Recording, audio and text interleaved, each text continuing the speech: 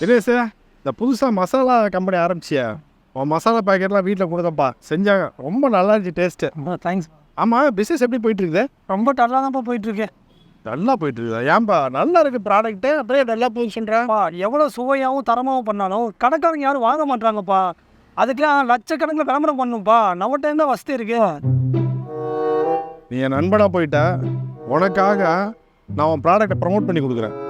அவ்வளோ காசு நம்மகிட்ட இல்லையாப்பா? யோ, காசை பற்றி கவலைப்படாத.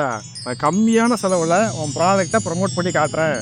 இது மட்டும் நீ பண்ணிட்டேன்னு வச்சுக்க, என் வாழ்க்கையே விளக்கேற்றுற மாதிரிப்பா. ரொம்ப சந்தோஷம்ப்பா. கவலைப்படாத, உனக்கு ஒரு வழி பண்ணிடுறேன். ஃப்ரெண்ட்ஸ், இப்போ நம்ம பண்ண போகிற ப்ராடக்ட் பார்த்தீங்க அப்படின்னா தினேஷ் மசாலா. பேர் என்ன? தினேஷ் மசாலா. ஆமாம், டார்கெட் ஏரியா பீலமேடு. வேலையை ஆரம்பிச்சிடுறீங்களா? சார் இந்த பேமெண்ட்டு போன தடவை மாதிரியே தான், 500 ரூபா. ப்ராடக்ட் பிக்கப் ஆகட்டும், பண்ணிடலாம். கிளம்புங்க.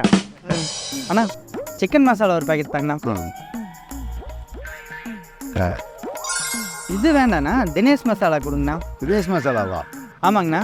இல்லையப்பா, தினேஷ் மசாலா தான் நல்லா இருக்கும். அதே தான் வேணும்னு வந்தேங்க நான். சரிங்கண்ணா, வரேங்க.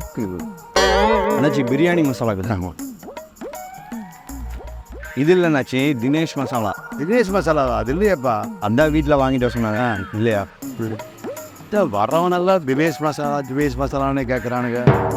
நான் என்ன கேட்குறேன், நீங்கள் என்ன கொடுத்துருக்கீங்க? நாங்கள் எப்போவுமே தினேஷ் மசாலா மட்டும்தான் வாங்குவோம். இதெல்லாம் வாங்க மாட்டோம். அண்ணாச்சி, தினேஷ் மசாலா ஒரு 4 பாக்கெட் தாங்க.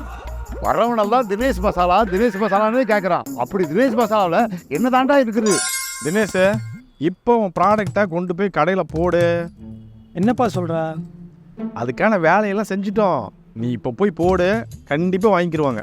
கண்டிப்பாக வாங்கிக்கிறோங்க. அட போய் கேட்டு பாரியா. சரிப்பா, தேங்க்ஸ். அண்ணாச்சி வணக்கம்.